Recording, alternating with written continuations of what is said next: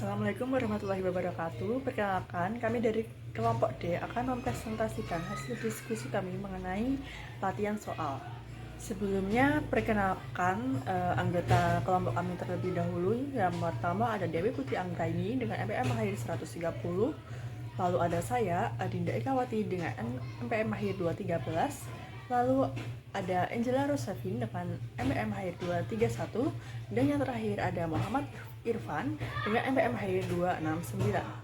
Baik, soal yang pertama ada soal dari P22 dari 1. Jadi kerja perubahan estimasi dan koreksi kesalahan Holzman perusahaan itu sedang dalam proses menyiapkan laporan keuangannya untuk tahun 2022. Nah, asumsikan tidak ada entry untuk penyusutan yang dicatat pada tahun 2022. Informasi berikut terkait penyusutan hasil aset tetap diberikan kepada kita. Yang pertama, Hosman membeli peralatan pada tanggal 2 Januari 2019 seharga $85.000. Pada saat itu, peralatan tersebut diperkirakan memiliki masa manfaat 10 tahun dengan nilai sisa $5.000. Peralatan tersebut disusutkan secara garis lurus pada tanggal 2 Januari 2022 sebagai akibat dari informasi tambahan perusahaan menentukan bahwa peralatan tersebut memiliki sisa umur manfaat 4 tahun dengan nilai sisa $3.000. Lalu yang kedua, selama tahun 2022, Husman mengubah metode saldo menurun ganda untuk bangunannya menjadi metode garis lurus. Bangunan tersebut awalnya menelan biaya $300.000. Bangunan tersebut memiliki masa manfaat 10 tahun dan nilai sisa $30.000. Perhitungan berikut menyajikan penyusutan pada kedua basis tersebut untuk tahun 2020 dan 2021.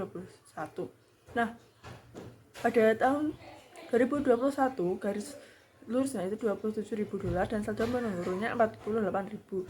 Lalu pada tahun 2020 garis lurusnya itu $27.000 dan saldo menurunnya $60.000. Lalu informasi yang ketiga, Holzman membeli sebuah mesin pada tanggal 1 Juli 2020 dengan harga pokok $120.000.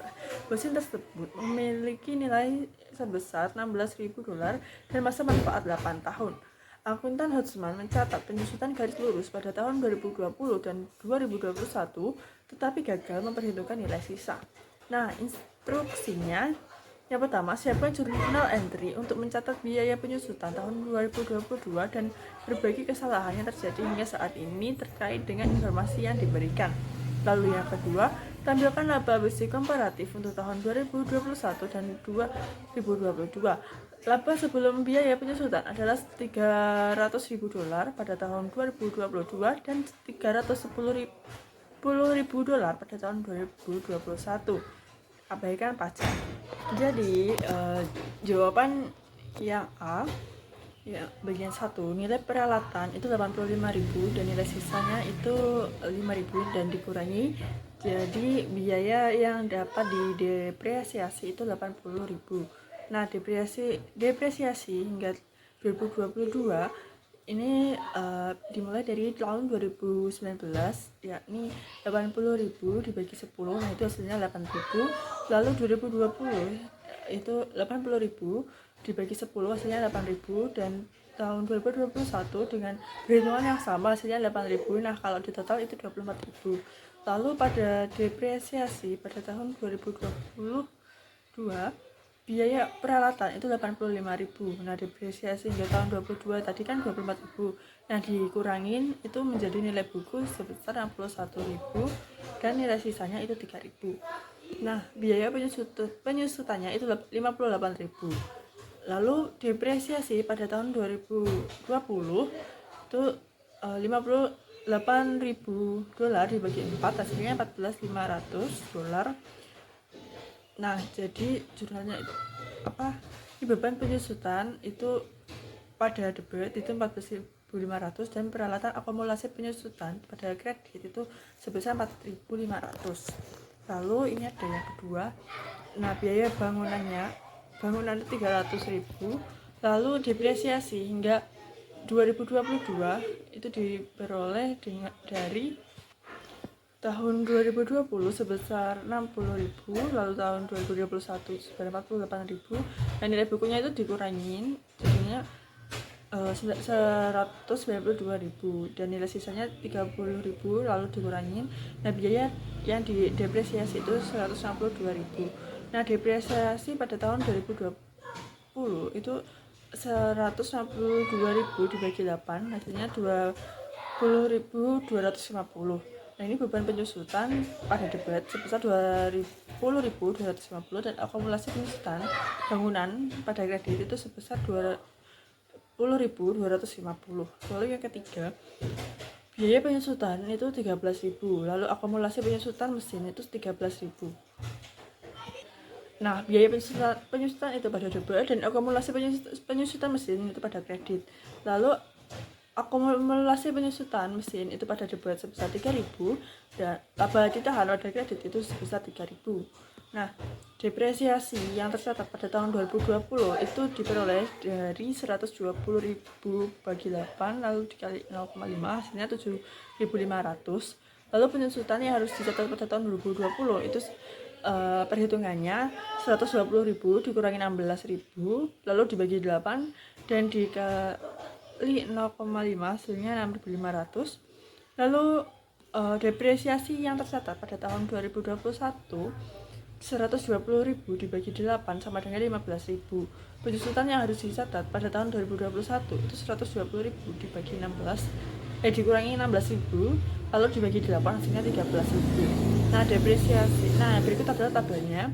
Jadi pada tahun 2020 depresiasi yang diambil itu 7.500 dan depresiasi yang harus ditangani itu sebesar 6.500. Jadi perbedaannya itu 1.000. Lalu pada tahun 2021 depresiasi yang diambil itu sebesar 15.000 dan depresiasi yang harus ditangani itu sebesar 13.000. Nah, perbedaannya itu sebesar 2.000. Jadi depresiasi yang diambil totalnya itu sebesar 22.500 dan depresiasi yang harus ditangani itu sebesar 19.500 dan perbedaannya itu sebesar 3.000. Nah, yang kedua ini adalah laporan laba rugi dari perusahaan Hotman.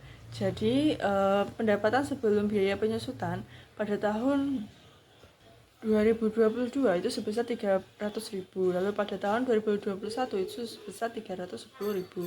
Nah, biaya penyusutannya pada tahun 2022 itu dikurangi, nah itu dikurangi 47.750.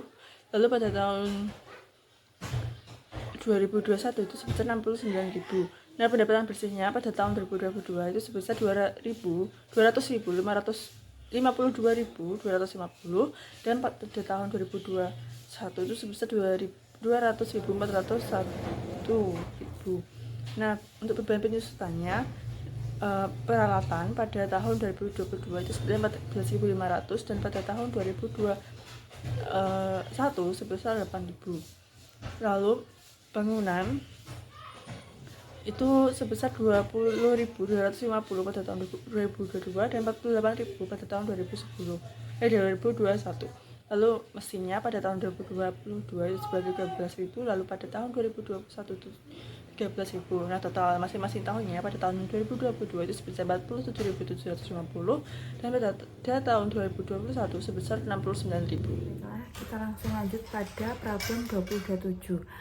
Di sini kita ditugaskan untuk memeriksa laporan keuangan Zale Company untuk tahun yang berakhir 31 Desember 2022. Nah, instruksi soalnya sendiri yaitu asumsikan neraca saldo ini telah disiapkan, tetapi pembukuan untuk tahun 2022 belum ditutup. Dengan asumsi semua jumlah material, buatlah jurnal penyesuaian yang diperlukan dengan mengabaikan pertimbangan pajak penghasilan. Dan di sini sudah ada 10 situasi yang harus kita buat jurnal penyesuaiannya. Yang pertama ada beban depresiasi sebesar 3.200 untuk tahun 2022 atas kendaraan pengiriman tidak dicatat. Ini bisa dijurnal dengan depreciation expense dengan nilai 3.200 pada accumulated depreciation of delivery vehicles dengan nilai $3.200. Lalu yang kedua, penghitungan fisik persediaan pada 31 Desember 2021 secara tidak tepat mengeluarkan barang dagangan yang bernilai $19.000 yang telah disimpan sementara di gudang publik. Zale menggunakan sistem persediaan periodik. Lalu di jurnal dengan income summary dengan nilai 19.000 pada retained earnings dengan nilai $19.000. Soal yang ketiga, sebuah pembayaran sebesar $5.600 dari pelanggan yang diterima pada 31 Desember 2022 tidak dicatat hingga 2 Januari 2023. Nah, di sini kita catat dengan cash dengan nilai 5.600 pada account receivable dengan nilai 5.600. Lalu yang keempat, pada tahun 2022 perusahaan menjual peralatan yang sepenuhnya terdepresiasi senilai 3.700 yang awalnya bernilai 25.000. Perusahaan mengkreditkan hasil penjualan ke akun peralatan. Di sini karena ada depresiasinya, ya, jadi dicatat dengan accumulated depreciation of equipment dengan nilai $25.000 pada equipment dan gain on sale of equipment. Tadi dinyatakan bahwa gain on sale of equipment-nya senilai 3.700, maka equipment-nya senilai $21.300. Lalu pada soal yang kelima, pada bulan November 2022, sebuah perusahaan pesaing mengajukan gugatan pelanggaran paten terhadap Zale dengan klaim kerugian sebesar $220.000. Penasihat hukum perusahaan menyatakan bahwa hasil tidak menguntungkan kemungkinan besar terjadi dan perkiraan wajar atas jumlah yang diberikan pengadilan kepada pesaing ini adalah $125.000. Perusahaan belum mencatat atau mengungkapkan situasi ini dalam laporan keuangan. Karena perkiraan wajarnya ini adalah $125, maka yang dicatat yaitu estimated litigation loss itu senilai $125.000 pada estimated litigation liability dengan nilai $125.000. Lalu situasi yang keenam, Zale memiliki portofolio investasi yang dikelola untuk memperoleh keuntungan dari perubahan harga jangka pendek. Tidak ada entry yang dibuat untuk menyesuaikan ke nilai wajar. Informasi tentang biaya dan nilai wajar adalah sebagai berikut yang tertera pada tabel ini. Lalu ini dimasukkan kepada jurnal sebagai berikut. Unrealized holding gain or loss of income ini dicatat dengan nilai $2.000 pada securities fair value adjustment atau trading dengan nilai $2.000. Lalu situasi yang ketujuh, pada 31 Desember 2022, analisis informasi penggajian menunjukkan gaji dan upah yang harus dibayarkan ini sebesar $12.200. Akun gaji dan upah yang harus dibayarkan memiliki saldo $16.000 pada 31 Desember 2022 yang tidak berubah dari saldo pada 31 Desember 2021. Nah, maka dicatat sebagai accrued salaries payable dengan nilai 3.800 ini didapat dari $16.000 dari saldo awal dikurangi dengan 12.200 pada salaries expense dengan nilai 3.800. Lalu pada situasi ke-8, sebuah peralatan besar dibeli pada 3 Januari 2022 seharga $40.000 dan dibebankan kepada beban pemeliharaan dan perbaikan. Nah, peralatan tersebut ini diperkirakan memiliki masa layanan 8 tahun dan tidak memiliki nilai sisa. Zale biasanya menggunakan metode depresiasi garis lurus untuk jenis peralatan ini. Nah, di sini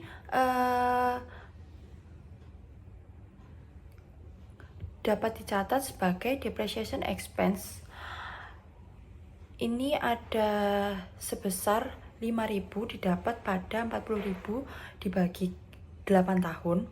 Lalu equipmentnya sendiri nilainya $40.000 sesuai dengan nilai peralatannya pada repairs expense dan accumulated depreciation equipment. Repairs expense-nya dengan senilai $40.000 dan accumulated depreciation of equipment-nya senilai $5.000. Lalu pada situasi yang ke-9, premi asuransi sebesar $12.000 yang dibayar pada 1 Juli 2021 untuk polisi yang berakhir pada 30 Juni 2024 dibebankan ke beban asuransi.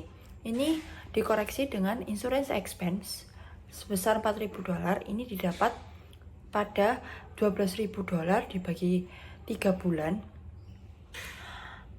menjadi $4.000, lalu prepaid insurance sebesar $6.000 pada retained earnings sebesar $10.000. Lalu situasi yang ke-10 yaitu sebuah merek dagang diperoleh pada awal tahun 2021 seharga $50.000 dan tidak ada amortisasi yang dicatat sejak perolehannya. Masa amortisasi yang diperbolehkan maksimal adalah 10 tahun. Ini bisa dicatat dengan amortization expense sebesar $5.000. Ini diambil dari $50.000 dibagi 10 tahun. Lalu retained earnings sebesar $5.000 dan trademarknya sebesar $10.000. Baik, selanjutnya yaitu soal 232. Untuk soalnya sebagai berikut. Terus untuk instruksinya, prepare a statement of cash flow using the direct method. Selanjutnya ada tabel increase dan decrease pada bulan Desember 2022 dan 2021. Selanjutnya di sini untuk jawaban dari soal 232 untuk statement of cash flow-nya, cash flow from operating activities, net income sebesar 4.750 plus on sale of equipment sebesar 4.100, gain from flood damage minus 8.250. Selanjutnya depreciation expense sebesar 1.900, patent amortisasi sebesar 1.250, gain on sale of investment sebesar minus 1.700, increase in account receivable sebesar minus 3.750, increase in inventory sebesar minus 3.000, increase in account payables sebesar 2.000. Sehingga di total menjadi minus 7.450, mengurangi net income sebesar 14.750 menjadi net cash provided by operating activities sebesar 7.300. Selanjutnya itu menghitung cash flow from investing activities. Yang pertama, sales of investment sebesar 4.700, sale of equipment sebesar 2.500, purchase of equipment sebesar 2.000 minus process from flood damage to build sebesar 32.000, di total menjadi net cash provided by investing activities 19.200. Selanjutnya menghitung cash flow from financing activities. Yang pertama, payment of dividend sebesar minus 5.000, payment of short-term not payable sebesar minus 1.000. Jadi totalnya minus 6.000 net cash used by financing activities. Selanjutnya yaitu ditambahkan operating activities sebesar 7.300 ditambah investing activities sebesar 19.200 dikurangi financing activities sebesar minus 6.000 menjadi increase in cash 20.500 ditambah cash pada 31 Desember 2021 sebesar 13.000 menjadi 33.500, yaitu cash pada 31 Desember 2022. Baik, selanjutnya saya akan membahas mengenai soal dan jawaban dari bab 23 dengan soal problem 23.3. Di sini soalnya yaitu Mortenson PLC belum menyiapkan laporan arus kas resmi untuk tahun fiskal 2022.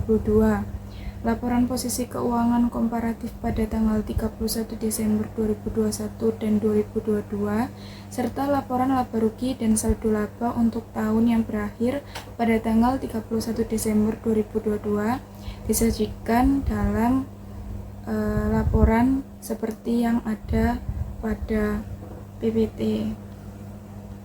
Yang pertama ada laporan laba rugi dan saldo laba untuk tahun yang berakhir pada tanggal 31 Desember 2022.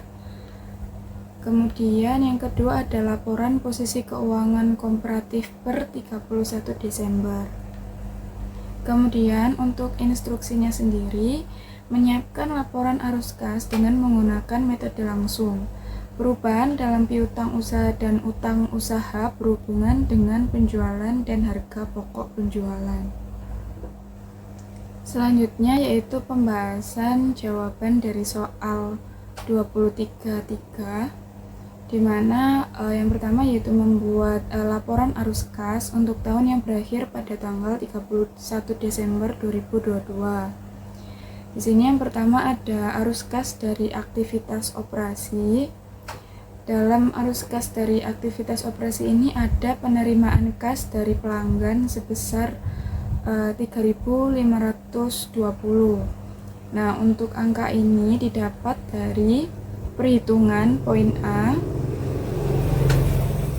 yaitu pada bagian penjualan sebesar 3.800 dikurangi dengan piutang usaha akhir 780. Jadi hasilnya yaitu 3.020. Kemudian ditambah lagi dengan piutang usaha awal sebesar 500 menjadi 3.520. Ini merupakan penerimaan kas atau penagihan dari pelanggan. Nah, kemudian untuk pembayaran tunai sendiri ada pembayaran untuk barang dagangan sebesar 1.270.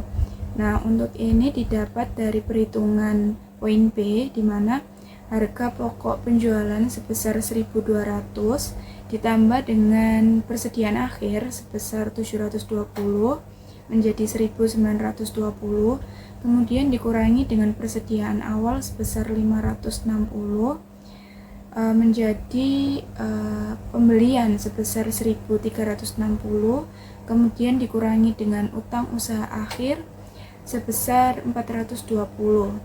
Jadi totalnya yaitu 940.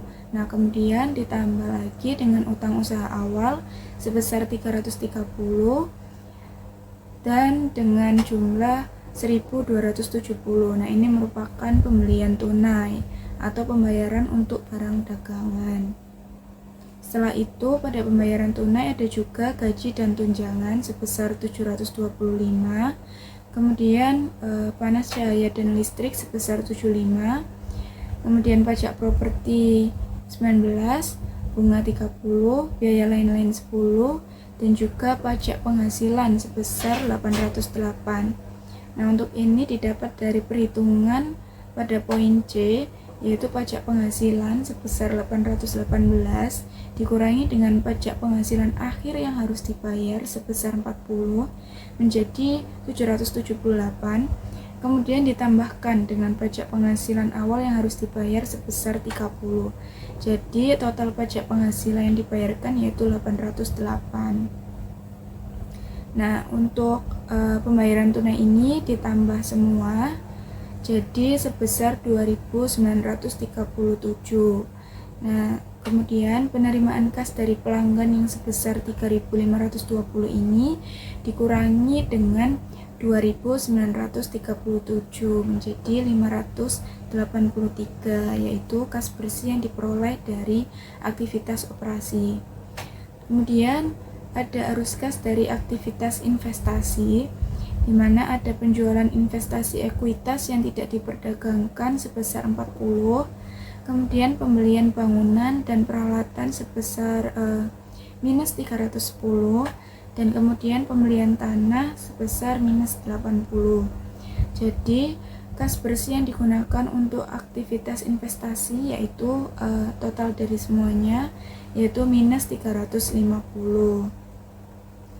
Nah, kemudian untuk kenaikan kas didapat dari kas bersih yang diperoleh dari aktivitas operasi tadi yang sebesar 583 ditambah dengan kas bersih yang digunakan untuk aktivitas investasi sebesar minus 350. Jadi totalnya 233. Kemudian ditambah dengan kas pada tanggal 1 Januari 2022 sebesar 100. Jadi untuk kas pada akhir tahun atau pada tanggal 31 Desember 2022 totalnya yaitu ada 333.000. Sekian video presentasi dari kelompok kami. Apabila ada kurangnya kami mohon maaf. Wassalamualaikum warahmatullahi wabarakatuh.